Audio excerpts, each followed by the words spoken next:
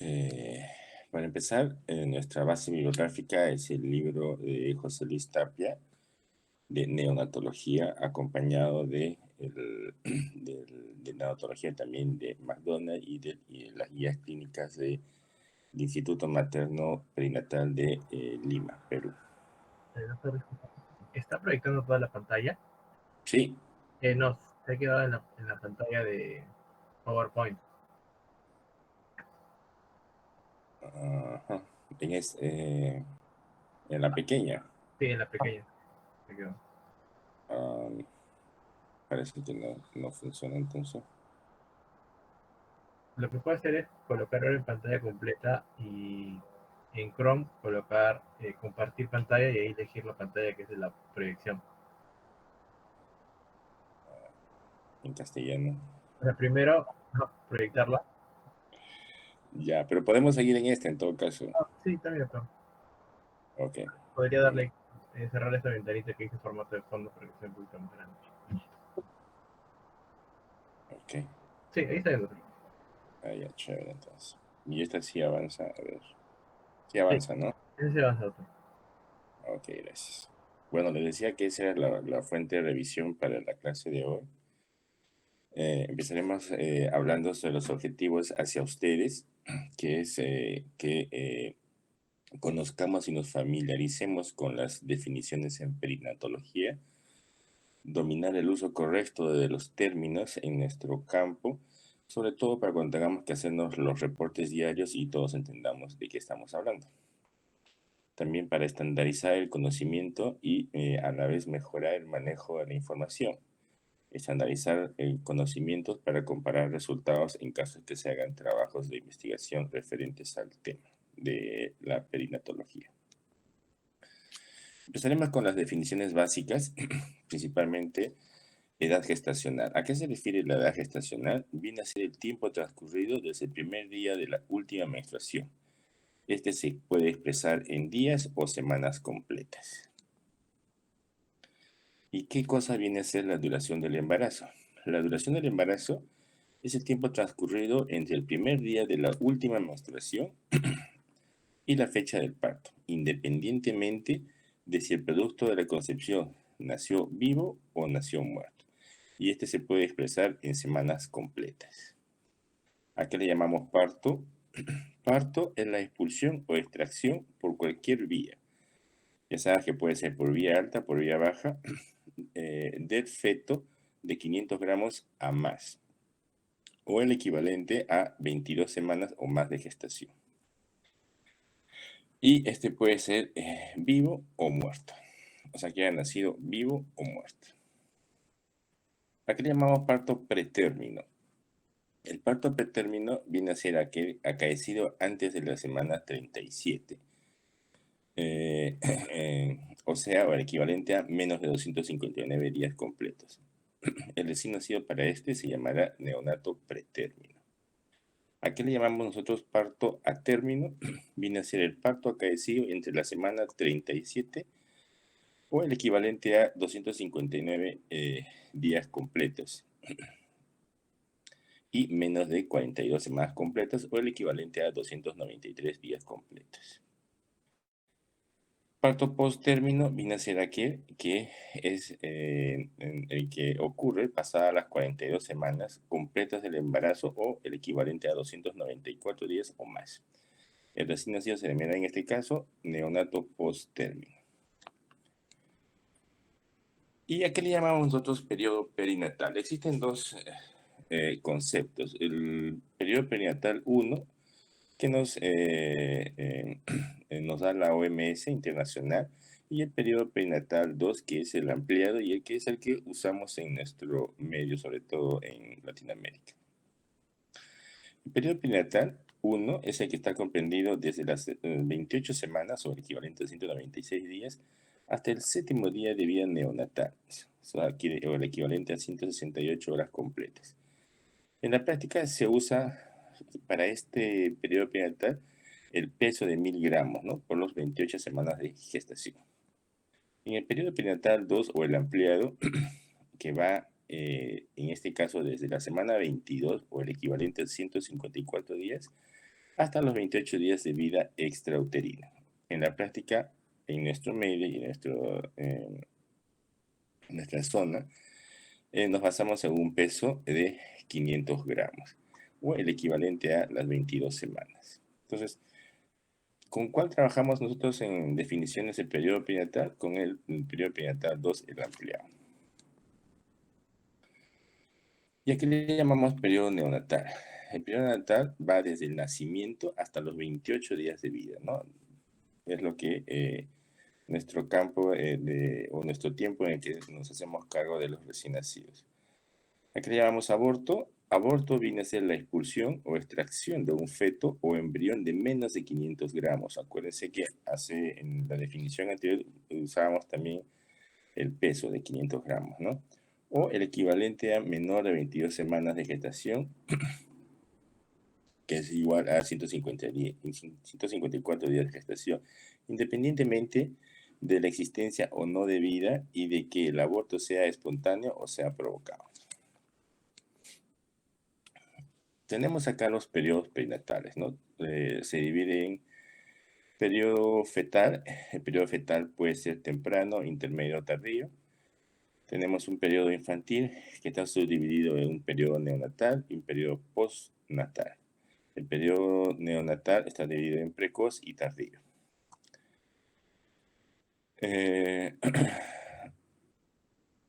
¿De qué semana a qué semana va el periodo fetal intermedio, por ejemplo? De la semana 20 o 22 hasta la semana 28, ¿no? Antes de la semana 20 estamos hablando de un periodo fetal temprano. Pasada la semana 20 a 22, estamos hablando de un periodo fetal intermedio. ¿Y cuándo hablamos de un periodo fetal tardío? Cuando pasamos de la semana 28. El periodo infantil neonatal precoz, pues empezará a correr desde el momento del nacimiento hasta los primeros 7 días de vida. Pasados los 7 días de vida, post nacimiento, el periodo infantil neonatal tardío será desde el día número 7 hasta el día número 28, ¿no? Pasado esto, ya equivale a un periodo infantil postnatal.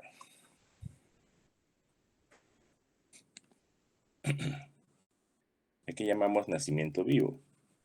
Es la expulsión o extracción completa del cuerpo de la madre, independientemente de la duración del embarazo, de un producto de la concepción que después de dicha separación respire o dé cualquier señal de vida, como latido cardíaco, pulsación del cordón o contracción definida de un músculo voluntario, tanto si se ha seccionado o no el cordón umbilical, como si se ha desprendido o no la placenta. Eso equivale lo que concierne a un nacido vivo. ¿Y cuando hablamos de un parto inmaduro? Es el que ocurre entre la semana 20 y menos de la semana número 28. Y tiene una equivalencia en cuanto al peso entre los 500 gramos y menos de 1000 gramos.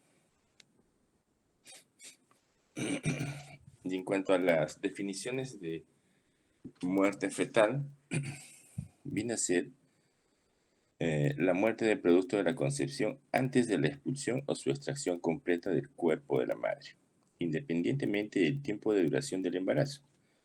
El diagnóstico de muerte solo debe emitirse cuando el feto no respira ni da ninguna otra señal de vida, como latido cardíaco, pulsación del cordón umbilical o movimientos definidos de los músculos voluntarios, con independencia de si se ha seccionado o no el cordón umbilical o si se ha desprendido o no la placenta.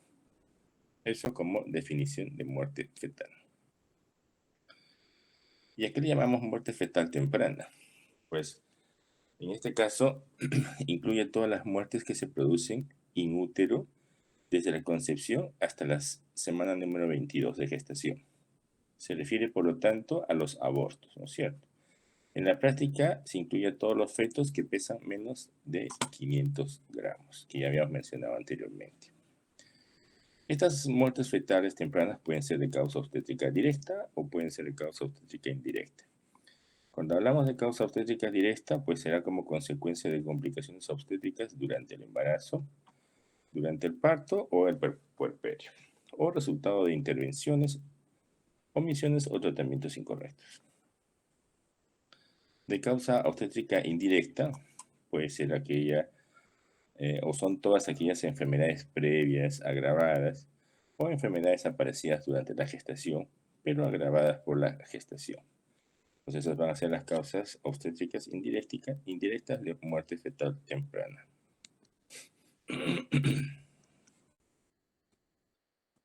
Muerte neonatal precoz viene a ser la muerte de un recién nacido hasta antes de los 7 días completos de vida postnatal.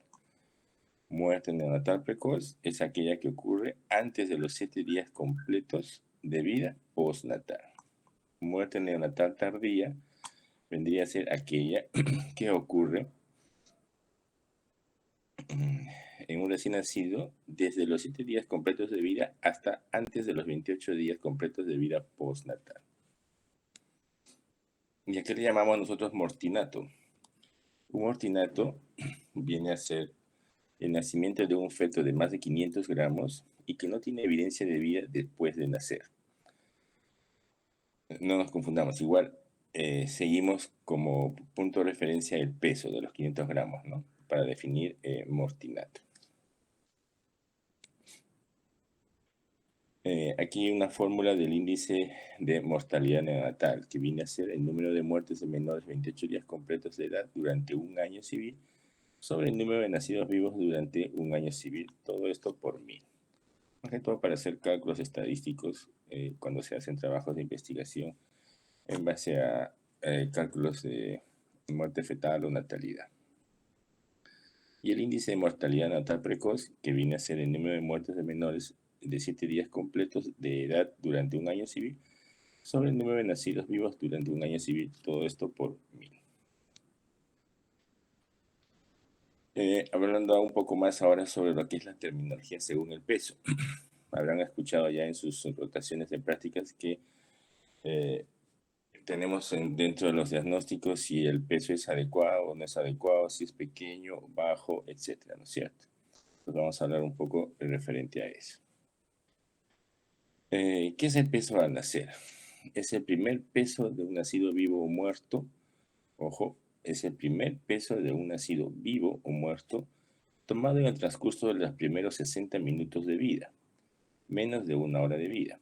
A efectos prácticos se acepta también el primer peso tomado durante las primeras 24 horas de vida. La longitud del cordón, ojo, no debe de sobrepasar en ningún caso los 10 centímetros, porque si le vamos a poner unos 30 centímetros de cordón, el peso del recién nacido aumentará de manera obvia. ¿Para qué situaciones se aplica eso de el primer peso durante las primeras 24 horas de vida? Si estamos en una institución como un hospital, pues el peso es de manera inmediata, ¿no es cierto? No pasará más de una hora en tomar el peso al nacer. Pero cuando se trabaja en el campo, en las zonas rurales, donde muchas veces todavía se da el parto domiciliario, situaciones se, se acepta que el primer peso todavía se realice dentro de las primeras 24 horas de vida. El peso placentario es el peso de la placenta en gramos, desprovista del cordón y las membranas, ¿no? Se permitirá que la sangre fluya a la placenta por un periodo de una hora. Acuérdense que hoy en día hacemos clamplaje tardío del cordón. Y se quitarán los grandes coágulos. Y la placenta debe pesarse más tarde, se guardará a una temperatura de 4 grados y no se colocará en soluciones de conservación.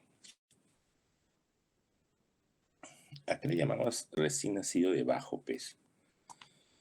Recién nacido de bajo peso será todos aquellos recién nacidos que al nacimiento pesen menos de 2.500 gramos.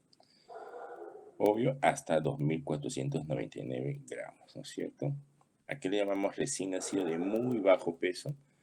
Vienen a ser todos aquellos recién nacidos que pesan menos de 1.500 gramos hasta 1.499. Este es el valor que consideramos para esta definición, por si acaso. Recién nacidos de bajo peso extremo vienen a ser todos aquellos recién nacidos que pesan menos de 1000 gramos, o sea, 999 hacia abajo, ¿no es cierto? Y recién nacidos de peso adecuado para la gestacional, pues vendrán a ser todos aquellos recién nacidos cuyo peso al nacer se sitúa entre los percentiles 10 y 90 de la curva, según la curva para el desarrollo intrauterino de los recién nacidos al término. Otras definiciones, como lo que estábamos hablando en relación al peso. Por ejemplo, ¿a qué le llamamos recién nacido adecuado para la edad gestacional? Serán todos aquellos recién nacidos que según el peso al nacer, estarán dentro de los percentiles 10 y 90 de las curvas para el crecimiento intrauterino, ¿no es cierto? ¿A qué le llamaremos recién nacido pequeño para la edad gestacional? A todos aquellos recién nacidos que según el peso estén por debajo del percentil 10. ¿Y a qué le llamamos recién nacidos grandes para la edad gestacional? A aquellos bebés que por su peso estén por encima del percentil 90. Para que me entiendan, estas son las curvas de crecimiento intrauterino en recién nacidos de nuestro país. Es una curva de percentiles en base a promedios, ¿no? Esto se hace en base a promedios, en donde, por ejemplo, si tenemos un bebé que pesa 3.500, ya 3.000 para hacerlo fácil, porque la imagen está un poco pequeña. Y por el examen físico por examen físico y por fecha de última regla decimos que es a término, nos ubicamos aquí aproximadamente y estamos dentro del percentil 90 y por encima del percentil 10, ¿verdad? A las justas. Entonces, si está por encima del percentil 10, este recién nacido de 3.000 gramos de 40 semanas de edad gestacional está adecuado para la edad gestacional, ¿de acuerdo? Pero si tuviéramos un bebé que es de 40 semanas y que pesó 2.400, digamos, 100, 200, 300, 400. Nos vamos acá y estamos por debajo del percentil 10, ¿verdad? Entonces, ¿cuál sería la definición para este bebé? Es un recién nacido a término pequeño para la edad gestacional, ¿de acuerdo? ¿Se entendió esa parte, chicos? Porque esto es pan de todos los días. Quien va a trabajar con esto son ustedes cuando atiendan los partos en su salud y tendrán que reportar sus diagnósticos. Esta es otra gráfica más sencilla para los percentiles, en donde no hay una curva, sino simplemente tenemos valores en cuanto a los pesos y con un rango aproximadamente. Este de acá está mejor porque lo divide para recién nacidos varones y para recién nacidos mujeres. Por ejemplo, teníamos el caso anterior que era un bebé de 40 semanas y que pesaba 3.000, dijimos, ¿no es cierto? Y si tenemos este bebé, estaba en el rango de aquí. Está dentro del percentil 50, ¿verdad? Entonces, englobaba en la definición que habíamos puesto de recién nacido adecuado para la gestacional. Pero si fuera mujercita, digamos, en el mismo caso, también es que engloba en el percentil 50, ¿no es cierto? Entonces no tenemos ningún problema en ese sentido porque sigue dentro del percentil entre el 10 y el 90. Esta es la que estamos usando actualmente porque en la gráfica anterior, en esta de las curvas de percentiles, no diferencia si es de sexo masculino o de sexo femenino. Mientras que en esta sí hace la diferenciación, ¿no? Entonces estamos trabajando más con esta gráfica para la catalogación de si es adecuado o pequeño para la edad gestacional. La recomendación es tener esa gráfica o ese cuadrito siempre en su mataburro para cuando se vayan a trabajar ustedes. Ahora hablemos un poquito de lo que es el riesgo, ¿no? O a qué le llamamos recién nacidos o cuando catalogamos recién nacidos de alto riesgo. Pero primero debemos definir qué cosa es riesgo.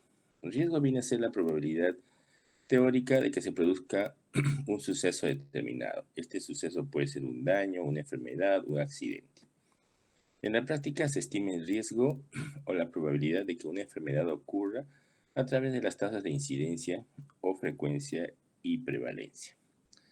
¿Y qué viene a ser incidencia? Incidencia viene a ser la proporción de enfermos nuevos de una determinada enfermedad por cada 1000 habitantes en un espacio de tiempo preciso. Generalmente trabajamos anuales. Y la prevalencia viene a ser la proporción de enfermos. Estos pueden ser nuevos y viejos de una determinada enfermedad por 1000 habitantes. Entonces, con esta información debemos entrar a hablar un poco de recién nacidos de alto riesgo. ¿Quiénes son estos recién nacidos de alto riesgo y por qué los llamamos así? Para entender, ya saben que eh, en lo que se refiere a neonatología, todo está basado en los antecedentes, ¿no? Existen antecedentes maternos, existen antecedentes familiares, existen antecedentes natales y postnatales. Entonces, estos antecedentes se dividen en antecedentes de riesgo, ¿no? O los llamamos como factores de riesgo, o factores maternos de riesgo. ¿Cuáles vendrían a ser estos factores de riesgo para este futuro recién nacido? Por ejemplo, el primero sería el RPM mayor de 24 horas. Por ejemplo, ¿a qué se refiere? Es a la ruptura prematura de membranas mayor a 24 horas. En el trabajo de parto normal existe ruptura de membranas, ¿no es cierto? No habría trabajo de parto si es que las membranas estuvieran íntegras siempre. Entonces, en algún momento del trabajo de parto siempre hay ruptura de membranas. Pero tiene un determinado número de horas la normalidad. Cuando supera ese número de horas, que van de 8 a 10 horas, ya se considera un factor de riesgo, ¿no? El que tenga ruptura prematura. O, perdón, claro, las membranas rotas. ¿Por qué? Porque, como conversaba ayer con mis alumnos, el canal vaginal es un ambiente no estéril. Por lo tanto, si las membranas están íntegras, perdón, rotas, y el producto aún no ha salido, lo más probable es que tenga alto riesgo de que los gérmenes patógenos propios del canal vaginal asciendan hacia la cavidad uterina y me produzca factores de riesgo infecciosos, ¿no? Como sepsis neonatal, por ejemplo. Otro factor de riesgo materno viene a ser fiebre materna, que la madre antes del parto esté cursando con fiebre. Todos sabemos que la fiebre es una respuesta del organismo ante un agente externo que puede ser infeccioso principalmente. Entonces, si tenemos una gestante o una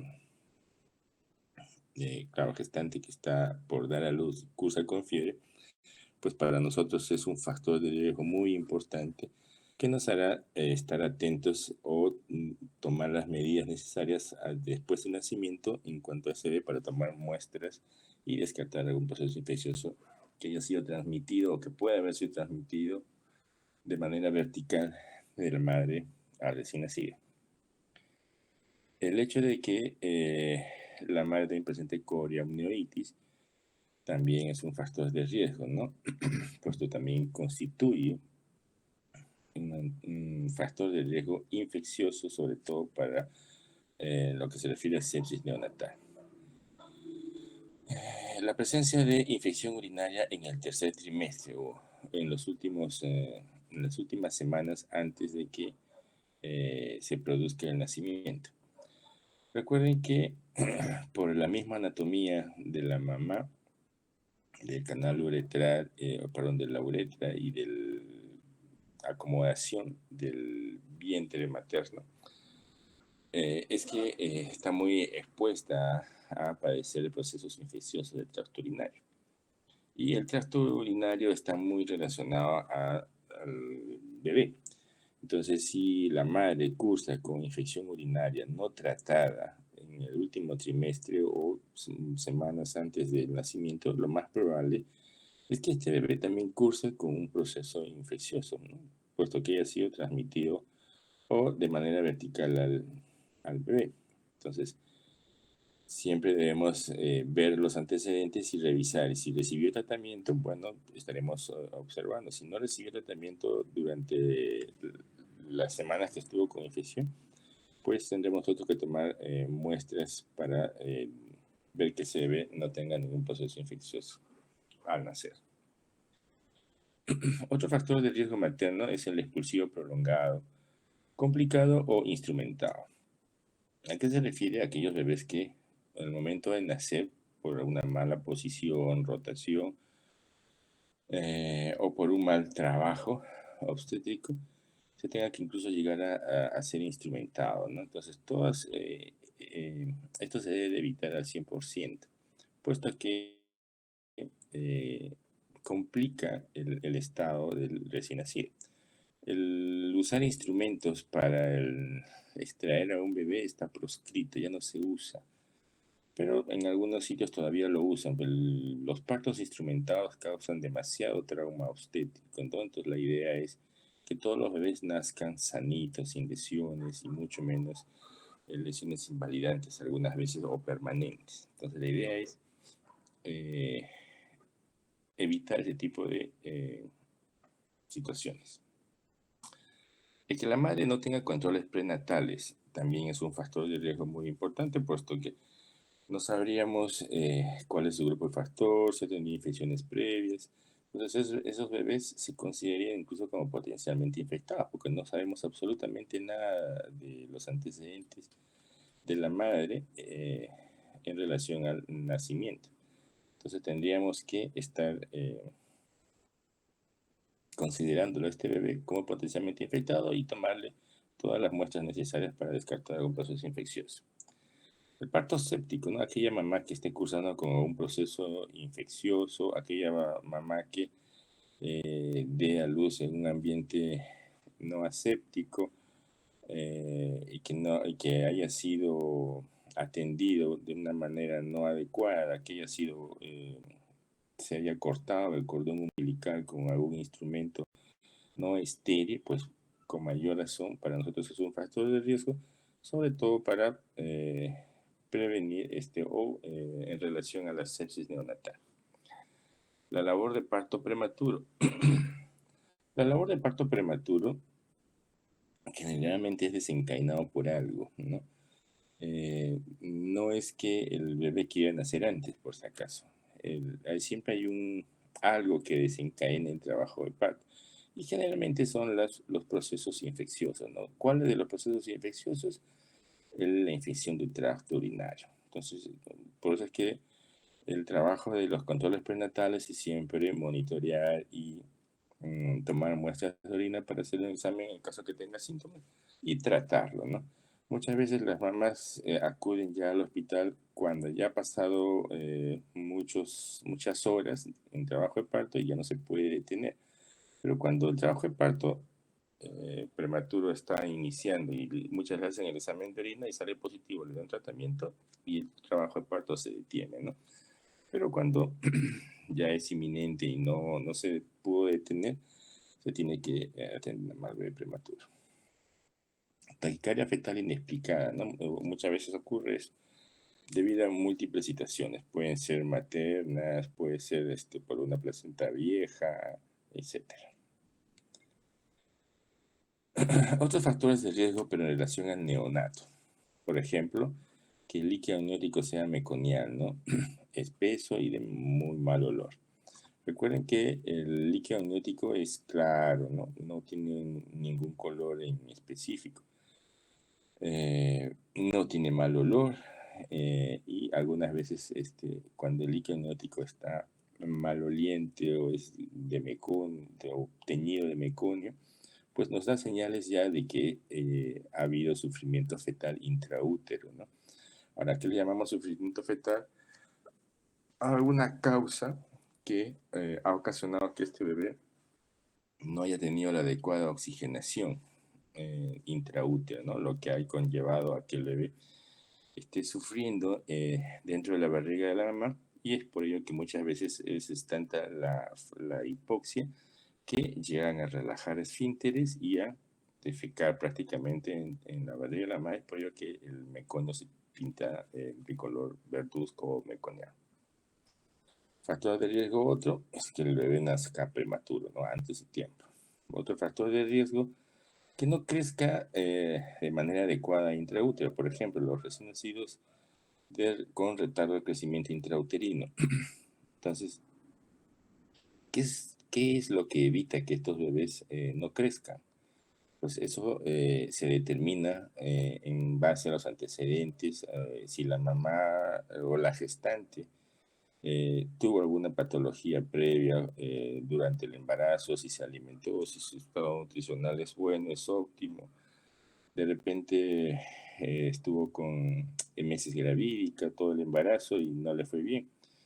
O si es que de repente tiene algún proceso infeccioso también, ¿no? Muchas gestantes con enfermedades crónicas, como por ejemplo tuberculosis, eh, los bebés se ven afectados por esas patologías maternas, ¿no? Y que va a ocasionar un retardo de crecimiento intrauterino. En realidad existen muchas causas, o sea, no solo eso, existen varias causas por las cuales un bebé no crece dentro del vientre de la madre, ¿no? O crece pero de manera deficiente. Entonces es trabajo nuestro determinar y ayudar a revertir esto ya después del nacimiento, ¿no? Otro factor de riesgo es el sexo, ¿no? Nosotros siempre somos mucho más frágiles que el sexo femenino, aunque digan lo contrario, se considera también un factor de riesgo. El parto gemelar o los embarazos múltiples pueden ser gemelos, trillizos, cuatrillizos. Entonces, eso también es un factor de riesgo por el mismo hecho ya de que es este embarazo o una gestación múltiple. El término de la gestación va a ser, no será a las 40 semanas, puesto que el número de fetos intraútero podría ocasionar una ruptura inminente de la pared uterina. Por ello es que se programan estos nacimientos según la evaluación a cargo del ginecobstetra y por lo general esperan a una edad determinada con un peso o con un ponderado fetal acorde que pueda no ocasionarnos muchos problemas, ¿no? Tampoco lo vamos a sacar de menos de 1500, ¿no? La idea es por lo menos que llegan a la semana 36, 37, para que se pueda terminar el embarazo y atender a estos bebés. También cuando se usan maniobras de reanimación, por ejemplo, en aquellos bebés que al nacer nacen totalmente flácidos, sin esfuerzo respiratorio y tenemos que hacer reanimación neonatal, pues también se le considera factor de riesgo. Todos los bebés que nacen con Apgar menos de 6 a los 5 minutos es un factor de riesgo. Y todos aquellos que tengan malformaciones congénitas al nacer están con factor de riesgo. Ahora, esta es una clasificación de recién nacido con riesgo bajo, riesgo moderado y riesgo alto. Solo le he puesto como referencia porque ya no la estamos usando. Ahora, todos los recién nacidos pretérmino, prematuros, son de alto riesgo y deben ser evaluados hasta los 2 años de edad, ¿no? Le he puesto como referencia porque en alguna bibliografía todavía aparece, ¿ya? Que lo cataloga como riesgo bajo a todos aquellos prematuros que están entre los 1500 a los 2500. Aquellos que tengan enfermedad de Meniere grado 1, que hayan cursado con hipoglicemia transitoria, que tengan sospecha de sepsis, que hayan presentado ictericia neonatal y que hayan necesitado fototerapia. Y que también hayan cursado con hemorragia intraventricular, pero de primer grado. Aquellos de riesgo moderado, pues serán aquellos bebés prematuros que estén dentro de 1000 a 1500 gramos o menores de 33 semanas. Todos los gemelos o embarazos múltiples engloban acá, que tengan enfermedad de mano hialina moderado, que hayan cursado con hipoglicemia menor a 25, sepsis neonatal, hiperbilirubinemia, hemorragia intraventricular de segundo grado o que tengan un entorno domiciliario subóptimo, ¿no? Que tengan un factor de riesgo social. Y de alto riesgo, todos los prematuros que tengan un peso menos de 1500 gramos, que tengan hayan cursado con enfermedad de membrana hialina severa, que hayan cursado con hemorragia intraventricular de grado 3, que hayan cursado con sepsis neonatal temprana, hipoglicemia persistente o que hayan cursado con inmunización RH y sanguínea transfusión y que hayan estado también en ventilación mecánica prolongada. En realidad, hoy en día,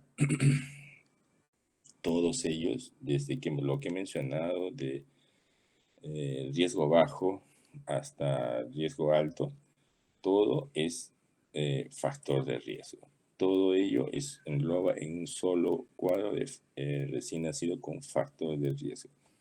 Todos ellos los citamos y los controlamos y lo ideal es que sea hasta los 2 años de vida.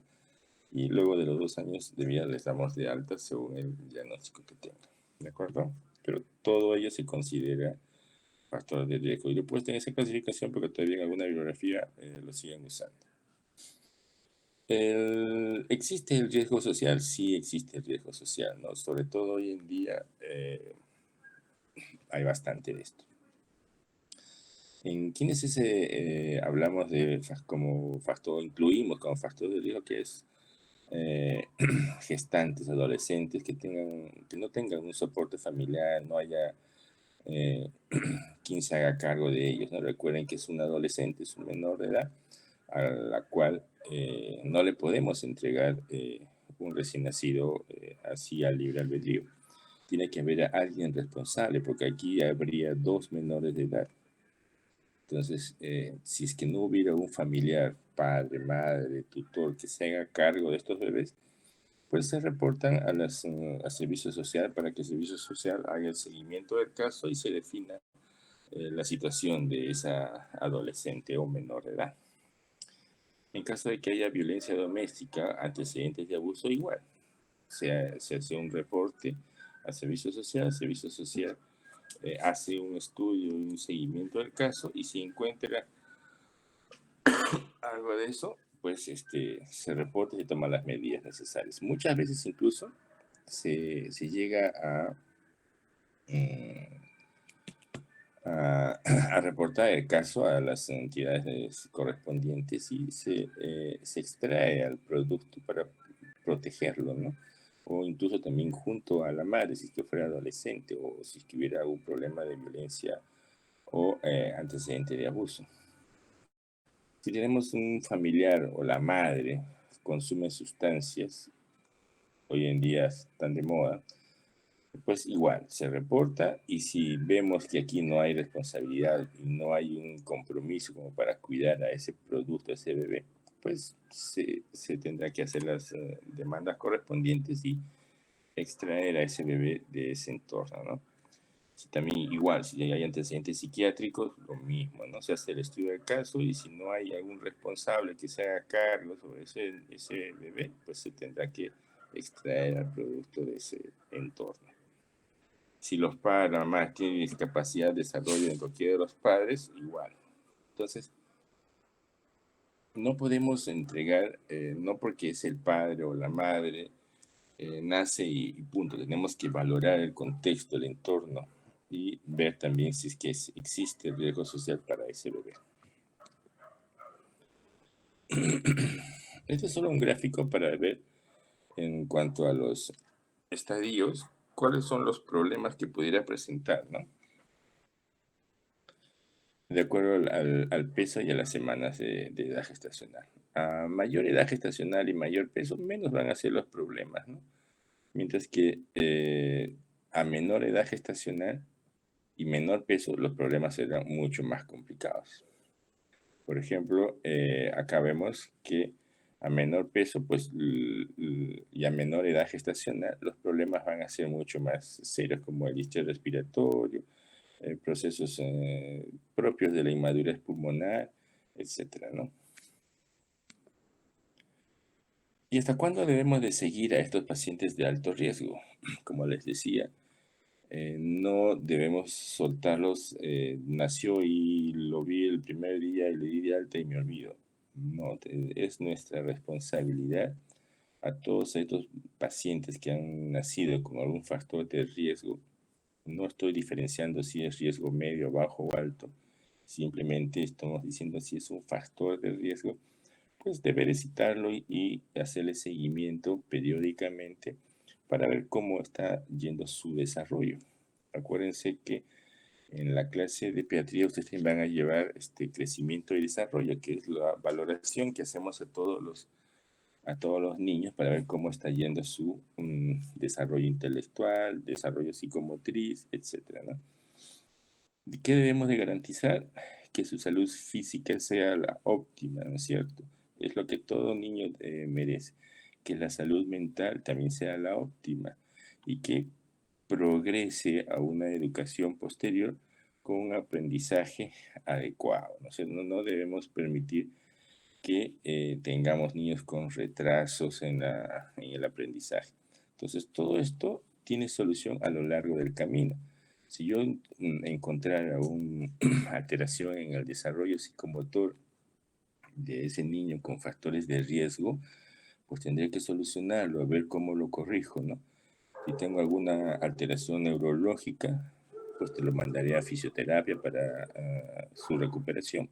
Si tengo algún problema o un trastorno en la deglución para la alimentación, pues igual lo tendré que solucionar y enviarlo a sus terapias que necesite. Y así sucesivamente en lo que se refiere al seguimiento y desarrollo del bebé, hasta que esté garantizada y yo logre que ese recién nacido que nació con factores de riesgo le pueda dar de alta y como para que su desarrollo sea como cualquier otro niño normal. Es lo que le decía hasta hace un rato, hasta cuándo realizar el seguimiento de este tipo de pacientes. Recordemos que el sistema nervioso central termina de madurar a los 5 años de edad, ¿no es cierto? Entonces, muchas veces tenemos estos 5 años para hacerle su seguimiento a este tipo de pacientes, sobre todo a aquellos que tienen factores de riesgo muy alto, como los que nacieron con asfixia perinatal, y en donde podemos tener un daño neurológico secuelar secundario a la hipoxia. Entonces, es aquí donde hay que trabajar mucho más en cuanto a terapias y prevenir que se nos instale una pared cerebral completa al 100%, pues, ¿no es cierto? Etcétera. Bueno, la bibliografía ya la había mencionado anteriormente y esto es lo que corresponde a la clase de terminología y alto riesgo. Si tuvieran alguna pregunta, chicos.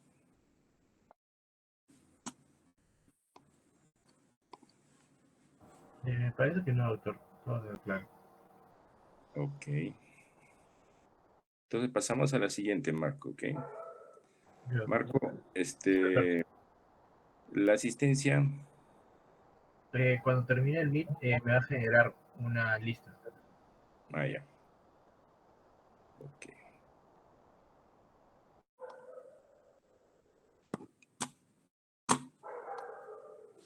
¿Se visualiza?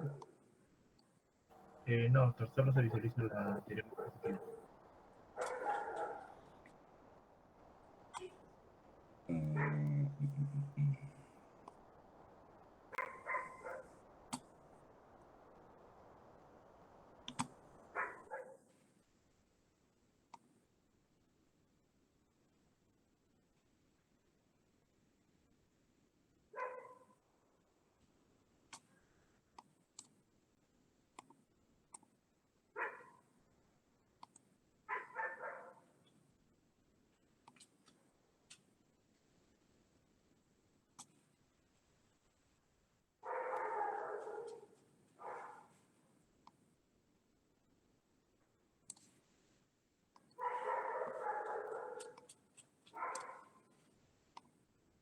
Ahora, Ahora es cierto, asfixia perinatal. ok, ya. Entonces, esta es la clase que supuestamente me toca mañana, ¿verdad? El tema es asfixia perinatal. Para hablar de asfixia, pues tenemos que entender que es un proceso, es un evento. Este evento puede ocurrir antes del parto, preparto. Generalmente un 20% de los casos ocurren en este momento. Durante el parto, o sea, que puede ocurrir durante el nacimiento de este bebé, que es, equivale al 70% de las veces, que es mucho mayor. O sea, la gran parte de este evento ocurre durante el nacimiento, ¿no es cierto? O también puede ocurrir durante el proceso de nacimiento, con un porcentaje mucho menor. Este evento que va a ocasionar? Va a ocasionar una disminución del aporte de oxígeno al feto y va a provocar una disminución de la frecuencia cardíaca fetal o neonatal y que ocasiona un deterioro del intercambio de gases respiratorios. Sabemos que es oxígeno y dióxido de carbono.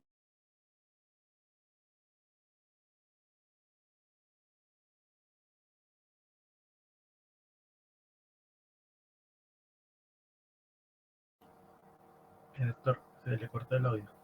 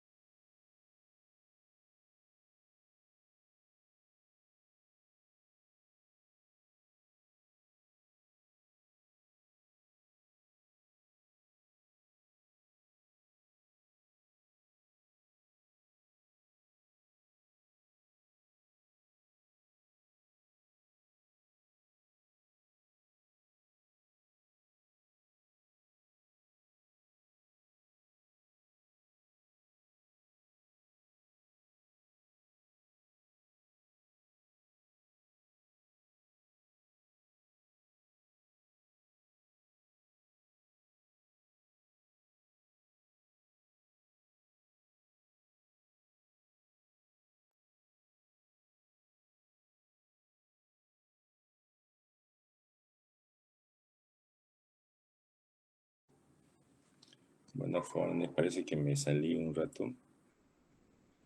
Pero regresamos.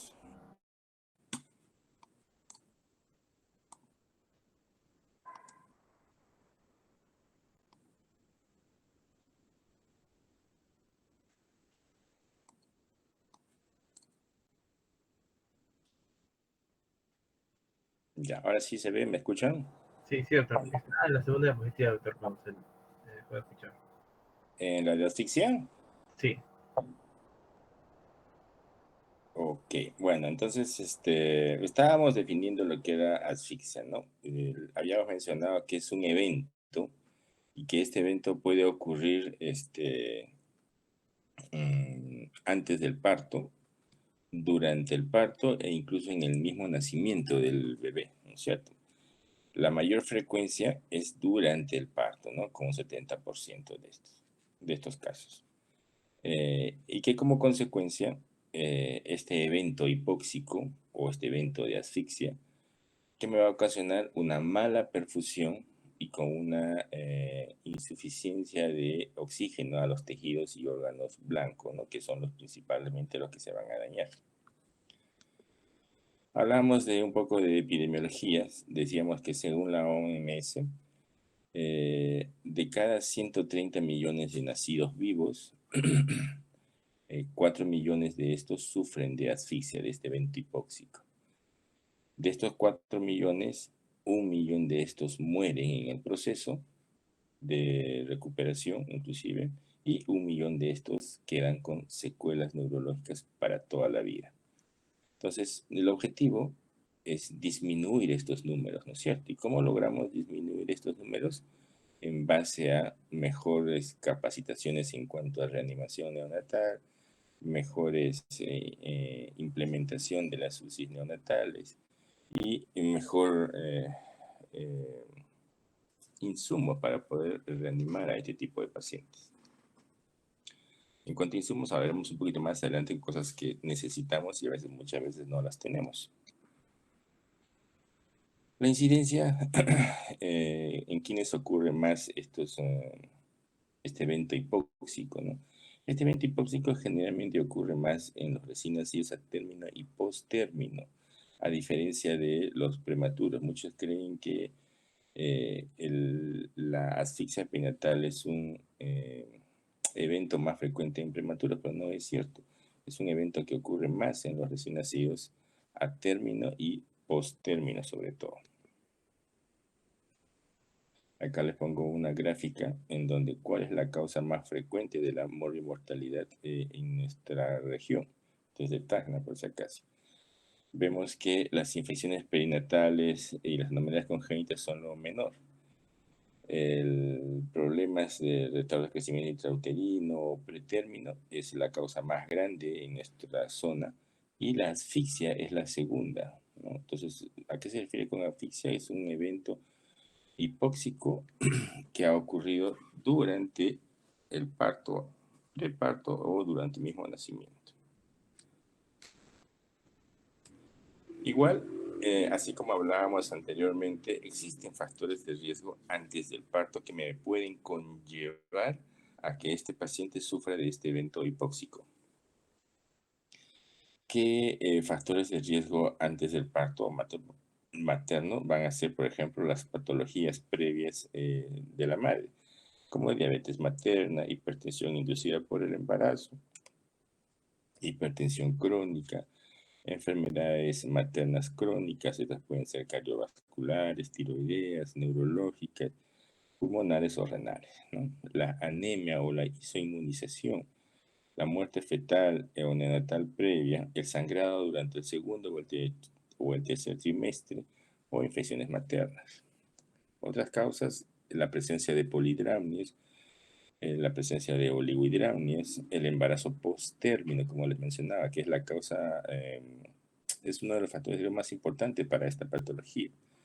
El embarazo múltiple, la discrepancia del tamaño para la edad gestacional, malformaciones fetales, la edad materna. Yo todos los días batallo con los alumnos y con los internos, en donde cuando reportan los antecedentes maternos siempre se olvidan de la edad, como si la edad no fuera un factor de riesgo. Los extremos, menores de 16 años, menores de 35 años, ya es un factor de riesgo. Entonces nunca debemos olvidarnos de un factor de riesgo, la edad, mejor dicho.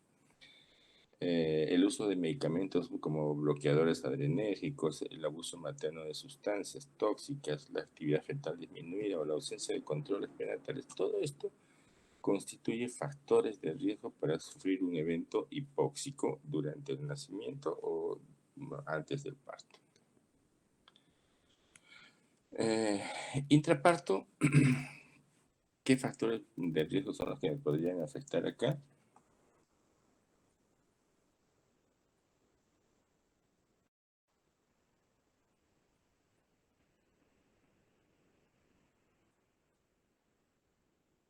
Marco, ¿se me escucha?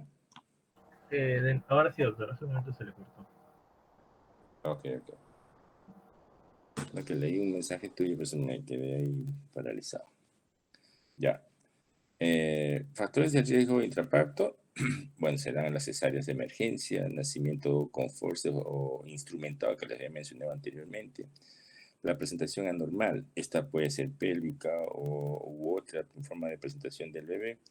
El trabajo de parto prematuro, parto precipitado, la ruptura prematura de membranas o mayor a 18 horas, que había mencionado en la clase anterior.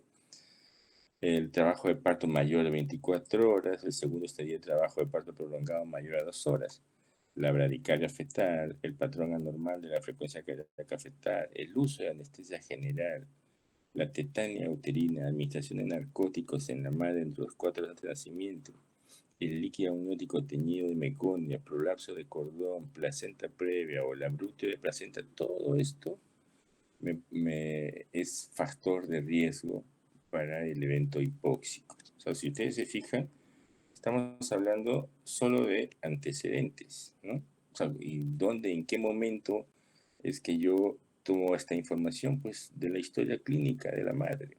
Si en la historia clínica de la madre tengo algo de esto, yo tengo que prender mis antenitas y estar atento a que ese bebé al momento de nacer me puede hacer ese evento hipóxico y tendré que estar pendiente o presente en el momento del nacimiento para poder atender a este bebé. ¿Y cuál va a ser el cuadro clínico o los criterios clínicos para hablar de asfixia perinatal? Por ejemplo, tendremos acidemia metabólica o mixta profunda con un pH menor a 7. ¿En dónde? En una muestra de sangre arterial de cordón umbilical. Ojo, jóvenes, ¿no? Si yo tengo un paciente que me nace deprimido eh, con alta sospecha de asfixia perinatal, mi primera muestra inmediata será una muestra de cordón umbilical, pero ojo que tiene que ser sangre arterial para determinar el pH. Este pH tendrá que ser a 7,0. Ahora, hay bibliografía que reporta que debe ser menor a 7,1, ¿eh? O sea, las dos es válida por si acaso. ¿Qué otro criterio clínico? La persistencia de una puntuación de Apgar de 0,3 por más de 5 minutos, ¿no? O sea, ya todos sabemos que es el Apgar. Dentro de un poco más adelante vamos a hablar de lo que viene a ser el Apgar. Entonces, todo aquel recién nacido que presente un Apgar de 0 a 3 por más de 5 minutos, pues de hecho que tengo que pensar que este bebé va a estar asfixiado. Secuelas neurológicas clínicas en el periodo neonatal inmediato. ¿A qué se refiere? Que inmediatamente después del nacimiento presente convulsiones, hipotonía, encefalopatía de algún grado, y esto generalmente es hipóxico-isquémica. O que tenga pruebas de disfunción de múltiples sistemas de órganos en el periodo neonatal inmediato. ¿A qué se refiere? Que haya lesiones de órganos blancos, como habíamos mencionado anteriormente. Mecanismos de la asfixia.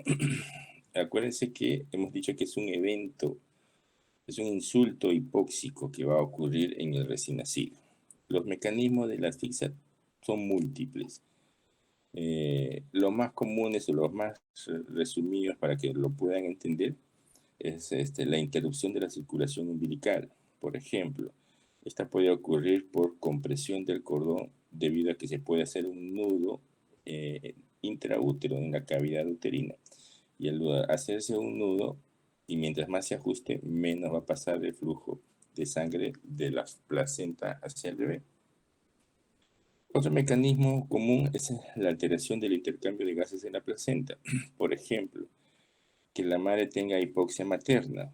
¿En qué casos? Madres con TBC pulmonar crónica, madres que cursen con hipertensión arterial materna, insuficiencia placentaria. Muchas veces la madre ya es añosa o la placenta está toda calcificada y por lo tanto no está brindando la oxigenación suficiente hacia el bebé, hacia el feto. Otra causa o mecanismo de la asfixia es el riego materno inadecuado de la placenta.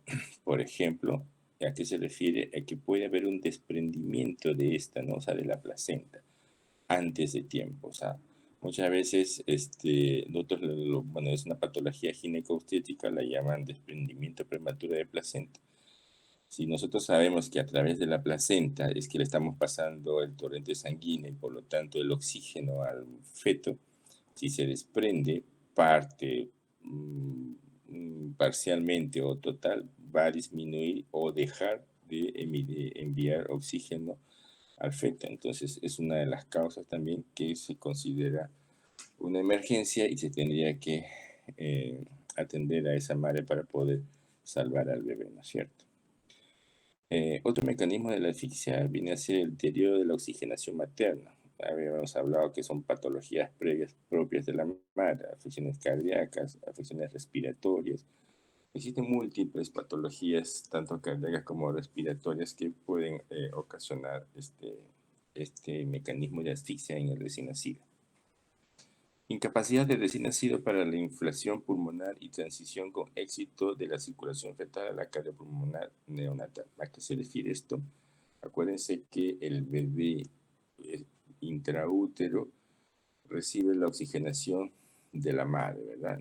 Está feliz y contento intraútero. Una vez que nace, deja de tener esa circulación fetal y pasa a la circulación cardiopulmonar neonatal. Entonces, ese periodo de transición de la vida intrauterina a la extrauterina, a algunos bebés les afecta. Entonces, se tiene que adaptar al cambio, pero muchas veces no se llega a adaptar como debe ser y presenta signos de distrés respiratorio, etcétera, ¿no es cierto? Y también puede ser por el uso de sustancias como drogas, la anestesia, por ejemplo, que la madre entre a cirugía por alguna cesárea de emergencia y tengan que ponerle anestesia general. Entonces, ese anestésico general también le afecta al bebé. Entonces, por ello, tiene que estarse presente para brindar una atención y atender ese evento hipóxico, mejor dicho. Es un flujograma donde podemos ver que la hipoxia va a ser el origen de todos nuestros problemas. ¿Y a qué nos va a llevar este evento hipóxico? Siempre a la muerte neonatal. Entonces, lo que debemos evitar es la muerte neonatal secundaria a la hipoxia.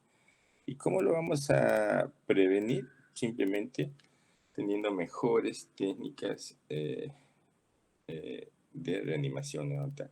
Recordar que el común de todo lo anterior que hemos mencionado, el común de todo esto es la hipoxia. Y ese bebé lo único que está pidiendo es oxígeno. Porque en todas estas patologías previas que causan hipoxia, el común denominador es oxígeno, la falta de oxígeno a ese bebé. ¿Y cómo lo voy a solucionar? Simplemente dándole oxígeno de manera adecuada a ese bebé para prevenir todas estas lesiones y mecanismos secundarios a la hipoxia que me pueden llevar a la muerte neuronal a la larga. ¿Cuáles son los órganos involucrados en este insulto hipóxico isquémico? Pues todos, ¿no?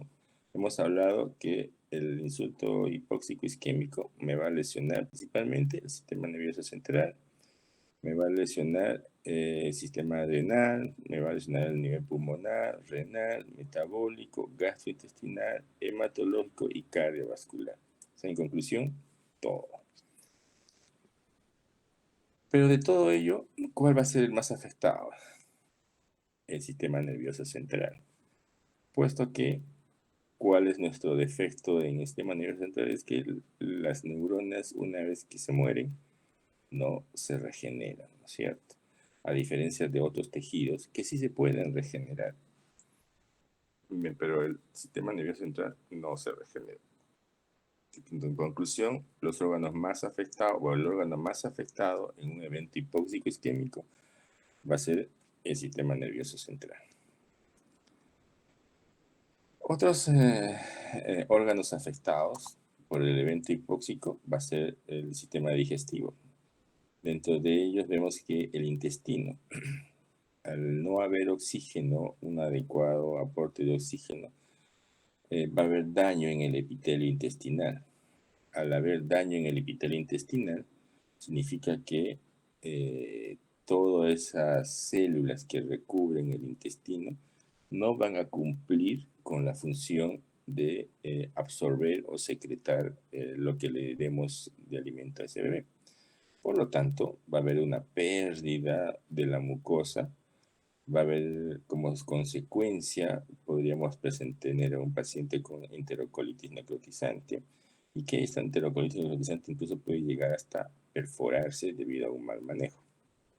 Por lo tanto, todo paciente con sospecha de asfixia perinatal, dejarlo en ayuno para prevenir todo esto de acá, ¿no es cierto? Y esperar a que el intestino eh, se reepitelice, porque sabemos que el intestino se reepiteliza pasado las 48 a 72 horas, ¿no es cierto? Entonces, el intestino empezará nuevamente a trabajar pasadas las 72 horas. A nivel del riñón, ¿qué va a ocasionar el evento hipóxico? Necrosis tubular y medular. Por lo tanto, habrá una alteración en la filtración de ese riñoncito. Puede haber parálisis vesical y alteraciones del sistema renina-angiotensina. Por lo tanto, la función renal se verá afectada. Claro que se verá afectada, porque igual el evento hipóxico me causa lesión celular a todo nivel. Otros efectos sobre el nivel del sistema cardiovascular.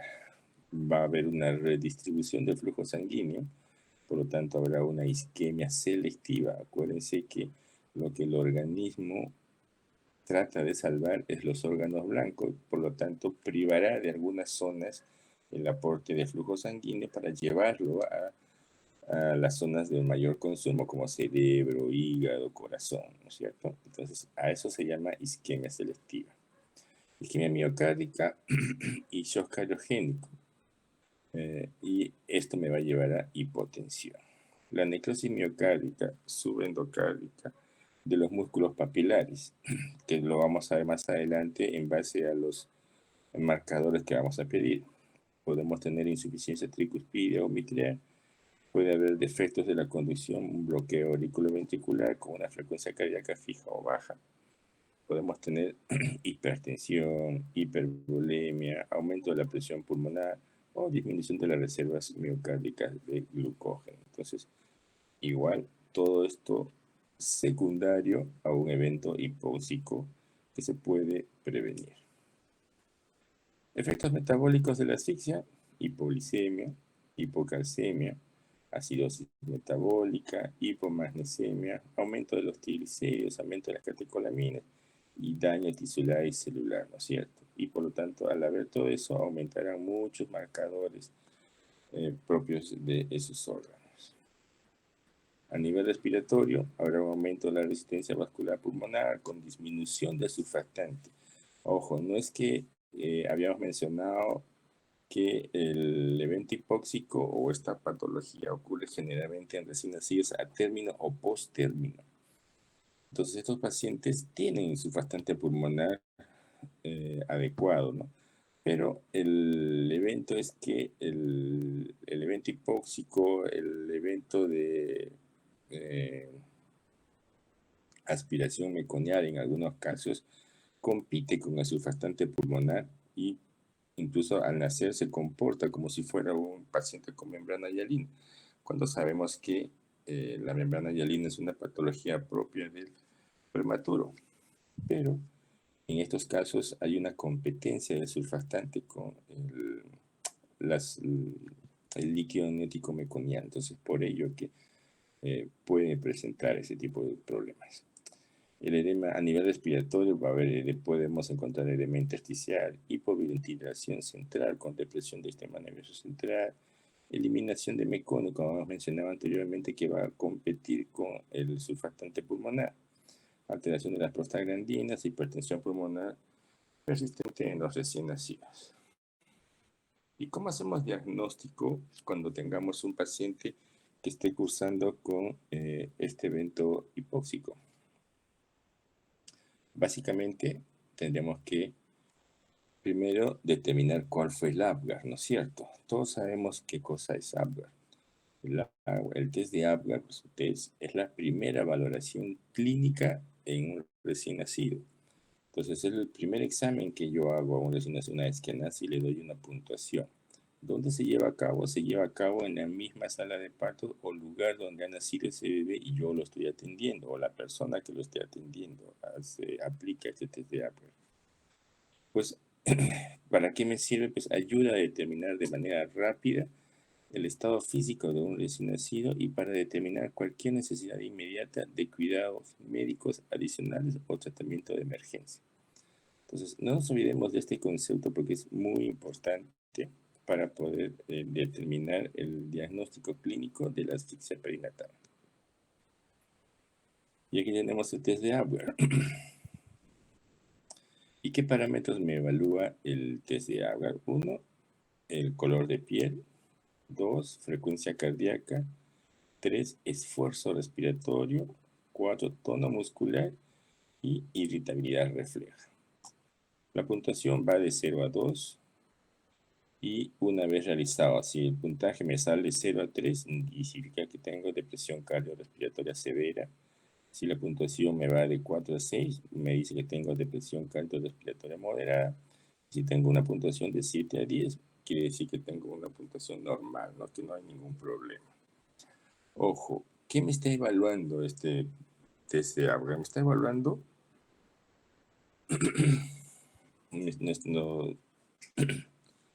nuestro sistema cardiorrespiratorio, básicamente, ¿no es cierto? Porque el color de piel se refiere a si está cianótico o no está cianótico, si está rosadito o no está rosadito. La frecuencia cardíaca de los latidos, si es menor a 100 o mayor a 100. El esfuerzo respiratorio, si ese niño llora, respira o no respira. El tono muscular, que es secundario también, ¿no es cierto? Y la irritabilidad refleja. Entonces, si yo tengo puntaje de 4, pues mi diagnóstico será, mi test de Apgar será 4. ¿Qué significa? Y que debo traducirlo. No es que solo le pongo 4 y me olvido. Ustedes tienen que interpretar esa puntuación. Entonces tendré que ponerle depresión cardiorrespiratoria moderada, ¿no es cierto? Si me sale un test de Apgar de 2, pues pongo depresión cardiorrespiratoria severa, etc. El pronóstico es malo. Bueno, a mayor tiempo que pase sin que lo haya recuperado a ese paciente, pues tengo mayor probabilidad de que tenga un daño neurológico secundario severo, como secuela neurológica severa para toda la vida. Es por ello que si ustedes tienen un paciente con depresión al nacer, la idea es que lo saquen del evento hipóxico al minuto, antes de que lleguen al minuto, aplicar bien sus técnicas de reanimación y sacarlo del evento hipóxico para prevenir precisamente estos porcentajes elevadísimos de parálisis cerebral infantil. Entonces, pero hay algunas puntuaciones importantes en cuanto al Apgar, ¿no? El Apgar al minuto y a los 5 minutos no tienen un valor predictivo por sí solo. Ojo, no digo que el Apgar eh, eh, es inflexible, ¿no? Entonces, es una referencia, es un test que aplicamos que nos ayuda a dar una valoración clínica inmediata. Tiene una sensibilidad y especificidad mayor del 10%. La mayoría de los niños con parálisis cerebral algunas veces ni siquiera tuvieron un agua anormal, perdón, normal. Quiere decir que no porque la parálisis cerebral infantil sea una secuela neurológica en los niños con asfixia perinatal, algunas veces tenemos niños que nacen con Apgar normal y en su crecimiento y desarrollo terminaron con parálisis cerebral infantil. Entonces, eso es otra causa, ¿no es cierto? O sea, tampoco lo condenemos así al Apgar. Y bueno, ya que hablamos sobre el pH de cordón. El pH de cordón es, como predictor, no es muy sensible ni es específico. El pH de menos de 3 desviaciones estándar tiene pronóstico normal en el 80% de los casos y el pH de menos de 7,0 se ha asociado con riesgo de secuelas neurológicas. Acuérdense que estos son referencias para tomar en cuenta. La medicina no es exacta y todo nos basamos en la clínica y cada paciente es individual, ¿no es cierto? Entonces, una vez que tengamos un paciente con depresión al nacer, que haya cursado con un Apgar bajo al nacer y que ya lo hayamos reanimado, pues tendremos que, como parte de sus estudios, pedir los marcadores para determinar si se asfixió o no se asfixió ese bebé. Y los marcadores irán dirigidos a evaluar órganos blancos principalmente, ¿no? A nivel cardíaco, pues pediré enzimas como la creatinfosfoquinasa. Y dentro de la creatinfosfoquinasa pediré la fracción MB y la DBB. MB es la enzima que se libera en un músculo cardíaco y la B de Brain es la que se libera en la célula a nivel del sistema nervioso central. Pediré otro marcador como la creatinina. Acuérdense que la creatinina se va a elevar debido a que ha habido un daño en el epitelio del glomérulo del riñón y no va a cumplir la función de filtrar. Transaminasas, igual, son enzimas que se van a liberar al haber daño hipóxico y haber daño del hepatocito, ¿no? Igual pediré deshidrogenasa láctica, que es muy inespecífica, puesto que esta se eleva ante cualquier daño celular. Uno se jala un pelo y se va a elevar también. Pediré una gasometría para ver cómo están los gases, el pH, como mencionaba anteriormente, para ver cómo está el lactato. Y definiremos también, una vez nuestros laboratorios estén en camino y una vez hayamos hecho nuestro test de Apgar y hayamos atendido a nuestro paciente o hecho reanimación, pues tendremos que definir si este paciente se encuentra en encefalopatía hipóxico-isquémica, ¿no? ¿Y qué viene a ser la encefalopatía hipóxico-isquémica? Es un estado neuroconductual anormal, cuyo mecanismo patogénico predominante es un trastorno de flujo sanguíneo cerebral, secundario al evento hipóxico que ha sufrido. En estos casos debemos hacer una exploración neurológica. Esta va a estar anormal desde el primer día de vida. ¿Cuáles son los criterios esenciales para hablar de asfixia perinatal o encefalopatía hipóxico-isquémica? Que haya presentado un pH menor a 7 con un déficit de base de más de 12 en una muestra de sangre arterial de cordón. Que haya tenido una rápida instalación de la encefalopatía de moderada a severa. Que el paciente tenga más de 24 semanas y que tenga un desarrollo de la parálisis cerebral con cuadriparesia espástica, ¿no? Que esto es a la larga, ¿no es cierto? Otros criterios adicionales, el evento centinela, que haya habido un evento centinela durante o antes del parto, que haya cambios en la frecuencia cardíaca fetal luego del evento de hipóxico súbito y bradicardia sostenida o patrón de desaceleraciones, que este paciente haya tenido un Apgar con un score menos de 3 hasta los 5 minutos, que haya compromiso sistémico y que presente edema cerebral. Para el diagnóstico de encefalopatía hipóxico-isquémica existen dos scores, ¿no? Uno es el score de Sarnat y otro es el score de Thompson. Los dos sirven, los dos me dan estado actual del paciente, pero la de Thompson me da estado actual más pronóstico, ¿no? Entonces, por lo general aplicamos el score de Thompson cuando hablamos de encefalopatía hipóxico-isquémica. Bueno, este solo es un gráfico para lo que ocurre en el evento hipóxico. Acuérdense que durante el evento hipóxico inmediato va a haber estrés oxidativo, excitotoxicidad, que me va a ocasionar inflamación. Algunas veces algunas células se repararán y otras simplemente tendrán muerte celular, ¿no? Básicamente, ¿cuáles? Las neurológicas, que son las más importantes, y esto ocurre básicamente en días. ¿Cuál va a ser el tratamiento ante la presencia de un evento hipóxico isquémico o cuando estemos frente a esta patología de asfixia perinatal? El objetivo principal del tratamiento será disminuir la injuria secundaria. ¿Cómo lo hacemos? Existen nuevas terapias para neuroprotección. La pregunta es si las tenemos todos. No las tenemos todos, ¿no? Existe un estudio de pacientes que al nacer tuvieron este evento hipóxico isquémico y en unos se usó hipotermia y en otros no se usó hipotermia. Entonces, la hipotermia dio muy buenos resultados en cuanto a secuelas, en cuanto a prevenir la muerte del paciente, en cuanto a prevenir la parálisis cerebral y en cuanto a prevenir la ceguera. A diferencia de los pacientes control que no recibieron hipotermia, en donde los resultados fueron mayores, ¿no? Hubo mayor muerte o secuela, mayor parálisis cerebral y mayor pacientes con ceguera. Conclusión. El tratamiento va dirigido a la hipotermia.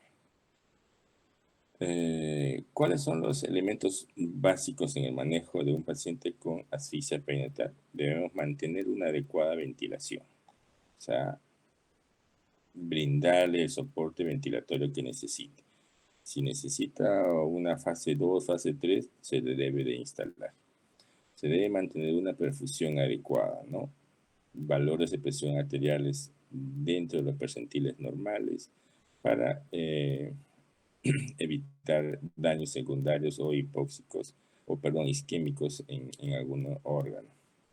Debemos mantener los valores de normoglicemia, asegurándonos con un soporte nutricional adecuado. ¿A qué se refiere normoglicemia? Que los valores de glucosa en este paciente deberán estar por encima de 50 miligramos por decilitro.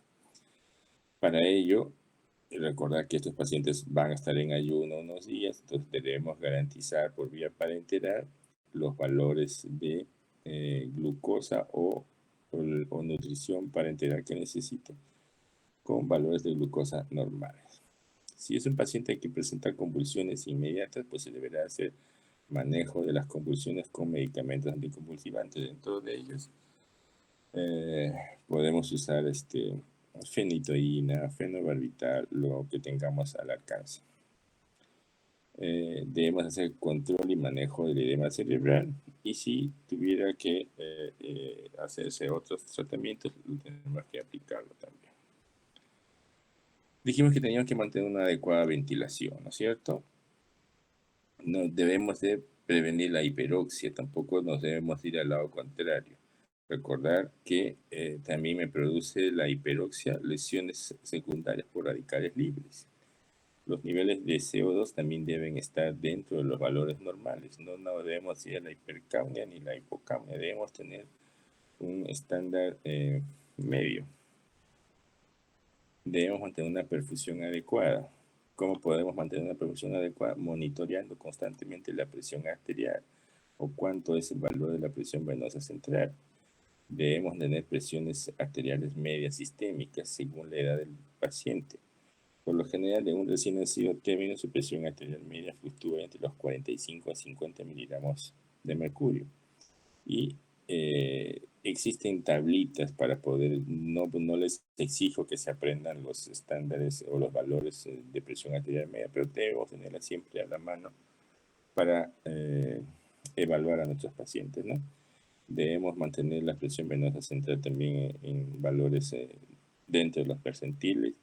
Debemos reducir al mínimo la administración de bolos de agua libre, efectuar reposiciones de volumen lentamente y emplear presores o inotrópicos si es que fuera necesario.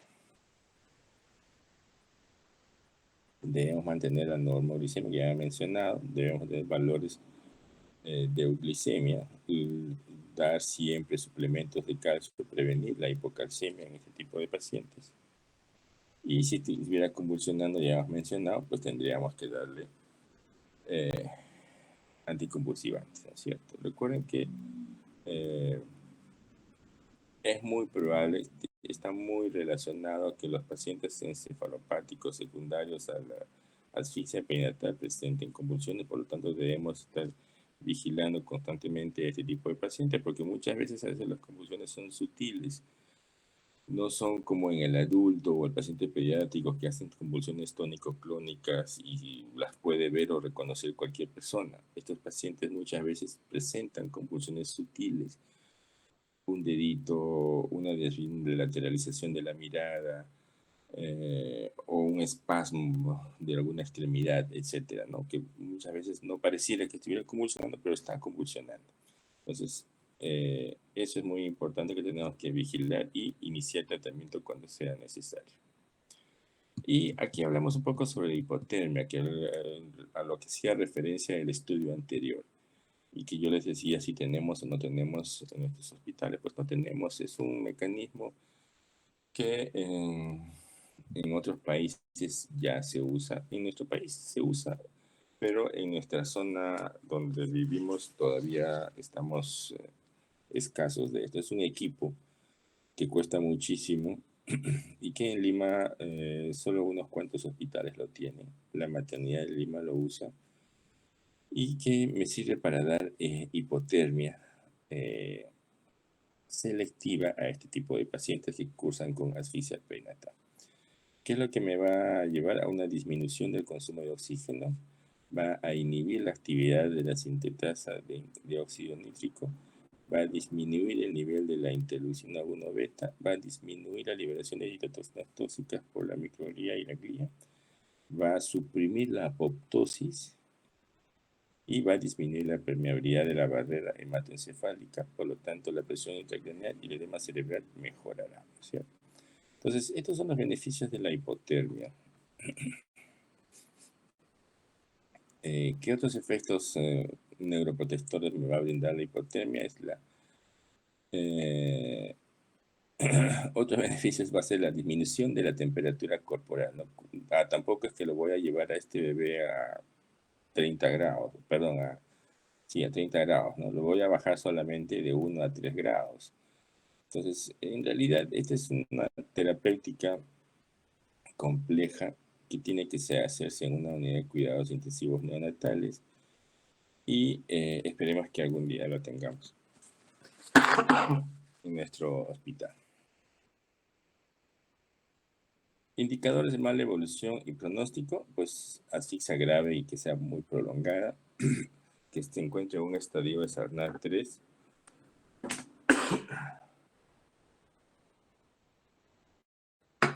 que las convulsiones se hayan presentado de inicio precoz o rápidamente después del nacimiento o después del evento hipóxico, que presente insuficiencia cardiorrespiratoria, que tenga un examen neurológico anormal al 7º día, que el electroencefalograma sea normal al 7º día y que tenga una extensión de lesiones a nivel de estudio de imágenes como la resonancia magnética.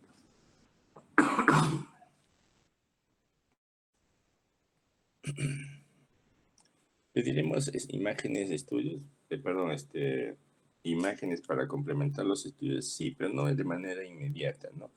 Son imágenes o estudios que básicamente es para ver el daño en global del paciente, ¿no? Pero no es una emergencia, no es algo que tengo que pedirlo de manera inmediata. Principalmente debo pedir un electroencefalograma. ¿Y qué voy a encontrar en el electroencefalograma? Pues vamos a encontrar patrones continuos o discontinuos de voltaje. O sea, un trazado anormal en pocas palabras, ¿no? La recuperación precoz se asocia a resultados normales o alteraciones neurológicas menores. En realidad, es un examen que sí deberíamos de pedir a todos los pacientes que presenten algún grado de asfixia perinatal para ver cómo es su evolución clínica desde el punto de vista neurológico.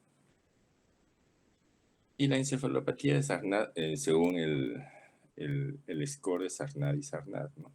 Es como la escala de Thompson que había mencionado, pero la escala de Thompson me parece mucho más completa que la escala de Sarnat, pero la menciono porque también la bibliografía menciona mucho a Sarnat y Sarnat, por si acaso. Ya para no aburrirlos más, hasta acá llegamos. Si tienen alguna pregunta, me la hacen llegar. Si no, nos quedamos ahí. Creo que no hay preguntas, doctor. Ok, Marco. Me disculparán los accesos de tos, pero estoy con una gripe brutal. Marco, ¿me pasas la asistencia? Porque el doctor Eduardo está muy pendiente de la asistencia. Sí, pero ahora apenas se cierra la sesión y ya genera una lista de los que asistieron. Ok, entonces conmigo es todo por hoy. Buenas noches, jóvenes. Hasta la próxima. Hasta luego, doctor. Buenas noches, doctor. Hasta luego, doctor. Hasta luego, doctor. Hasta luego, doctor. Hasta luego.